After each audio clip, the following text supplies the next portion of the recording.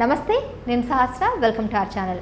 కేవలం 11 స్థానాలకే పరిమితమైనటువంటి వైసీపీ పార్టీలో జగన్మోహన్ రెడ్డి ఒక్కడే కాస్త మంచి మెజారిటీతో ఎమ్మెల్యేగా గెలవడం అయితే చూస్తూ ఉన్నాము. అయితే ఎమ్మెల్యేగా గెలిచినా కూడా సంతృప్తిగా లేరని తెలుస్తూ ఉంది.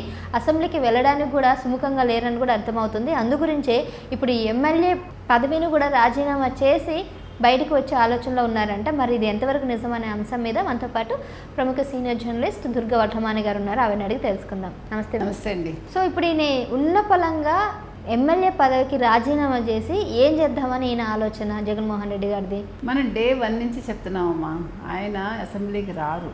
ఎందుకంటే ఓటమిని అంగీకరించని తత్వం జగన్మోహన్ రెడ్డిది. ఇప్పుడు నేను ఓడిపోయాను, నేను ఇప్పుడు ముఖ్యమంత్రిని కాను అన్న విషయాన్ని ఆయన భరించలేరు.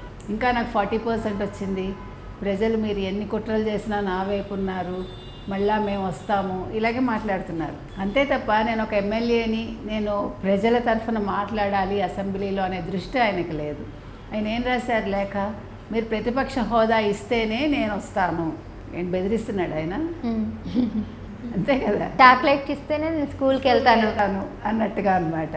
చూసారా, మనస్తత్వం మీకు బాగా అర్థమైంది. మీరు చిన్నవాళ్ళైనా అర్థం చేసుకున్నారు, కానీ పార్టీ వాళ్ళకి అర్థం కావట్లా. అంతే కదా.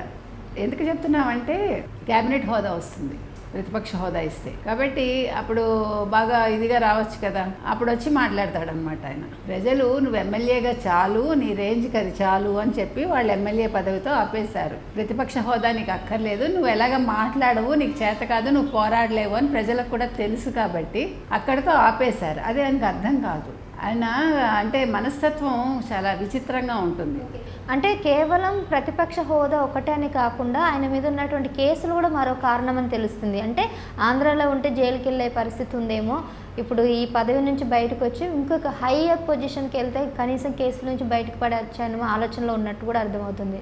అది అంటే అలా కాదు, అంటే ఎంపీగా ఉండి అక్కడ మళ్ళా లోక్సభకి వెళ్తాడు లేదా ఎవరికి తెలుసు. అప్పుడు కూడా ఇంట్లో కూర్చోవచ్చు. అప్పుడు ఏం వినిపిస్తాడు వాడిని వెళ్ళి, అప్పుడు లోక్సభలో కూడా ఏం మాట్లాడతాడు ఆయన. అక్కడ కూడా నేను జగన్ని, నేను జగన్ సంక్షేమాలు చేశాను, నేను 2,70,000 ఇచ్చాను మా ప్రజలకని చెప్పుకుంటాడా?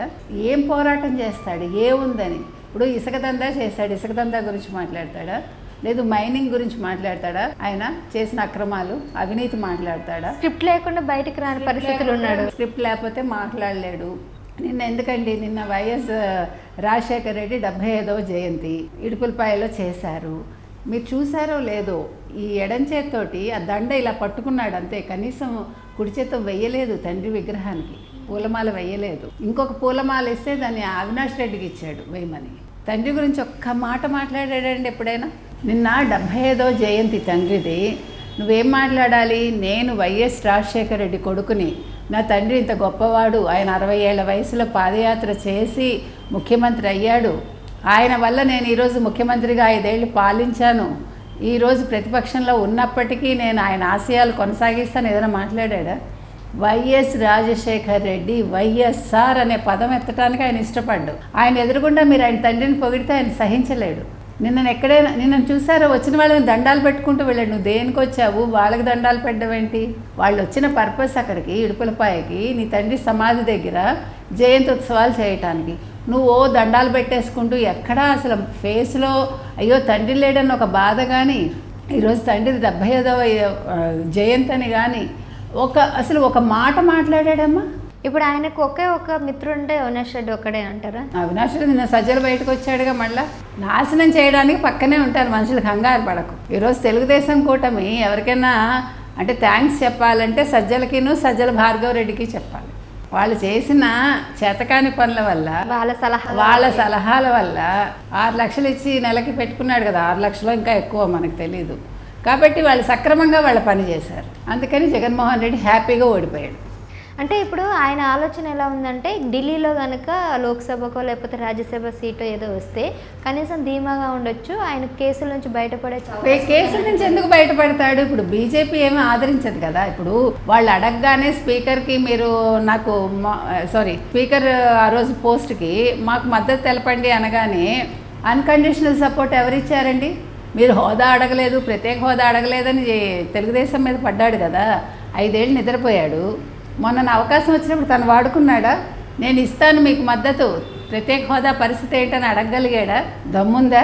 నీ కేసుల గురించి మాట్లాడుకుంటావు నువ్వు వెళ్ళి. ఇప్పుడు కూడా లోక్సభ ఎంపీ అయితే కేసుల గురించి ఏమైనా బార్గెన్ చేయడానికి ఉంటుందా అని ఒక చిన్న ఆశ అంతే. ఒక ఎంపీతో ఏం బార్గెన్ చేసేస్తాడు ఇంకో ఎంపీ వస్తే? ఏమీ లేదు కదా. కొత్త ఎంపీ ఏం కాదుగా, ఉన్న పొజిషనే అది. నిన్న రేవంత్ రెడ్డి విజయవాడలో చెప్పారు కదా, బై ఎలక్షన్ వస్తుంది, ఎంపీగా పోటీ చేస్తే షర్మిల పోటీ చేస్తుంది, నేను జెండా మోస్తాను, నేను కడపకెళ్ళి ప్రచారం చేస్తాను, నేను పులివెందుల్లో ప్రచారం చేస్తాను, రాయలసీమ పౌరుషాన్ని నిలబెడతానని చెప్పాడు రేవంత్ రెడ్డి.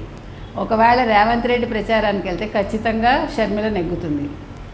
అప్పుడు రెంటికి చెడ్డ రేవడు ఎవరైతారు? జగన్మోహన్ రెడ్డి అవుతాడు. అక్కడ అవినాష్ రెడ్డి మటాషు, ఇక్కడ ఈయన మటాషు. ఒకవేళ పులివెందుల్లో విజయమ్మ గారు నిలబెడితే అప్పుడు విజయమ్మ కూతురు వైపే కదా ఉంటుంది. నిన్న తల్లి ఏడ్చింది, ఓదార్చాడా, ఇలా దగ్గర తీసుకున్నాడు, అలా వదిలేశాడు, ఇలా తప్పుని ఇలా వదిలేసినట్టు. ఆవిడ ఏడుస్తూనే ఉంది, ఈయన పాటికి ఈయన వెళ్ళిపోయాడు పట్టించుకోనట్టు. అది ఆయన నేచర్ మనం చెప్తాం. కాబట్టి ప్రేమలు ఆప్యాయతలు ఇవేమి ఉండవు ఆయన దగ్గర. అవసరం పదవి అంతే. దానికోసం దేనికైనా వెనకాడ్డు. మళ్ళీ ఇప్పుడు కొత్త స్క్రిప్ట్లు ఏం తీసుకొస్తాడు? ఇప్పుడు స్క్రిప్ట్లు తీసుకురాడు, కొత్త స్కాములు లేకపోతే కొత్త ఆలోచనలు. ఇప్పుడు ఏ రకంగా అన్ని స్ట్రాటజీలు యూజ్ చేస్తాడు. కానీ ప్రజలు అప్రమత్తంగా ఉండాలి. అది రైట్. Thank you.